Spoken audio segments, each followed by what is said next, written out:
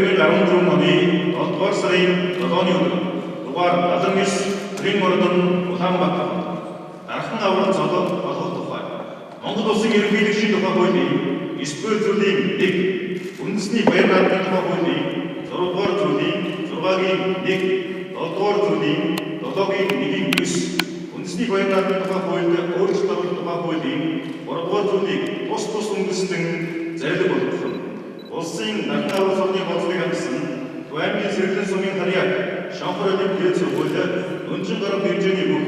улсын баян аврал агуан самдангийн сүг бат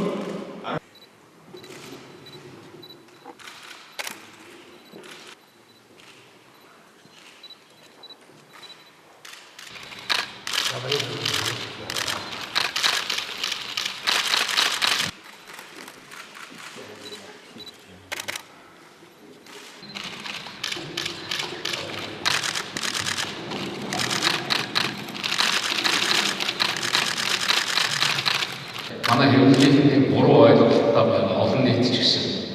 ноёдны их олон янзын цолны өөрчлөлт орж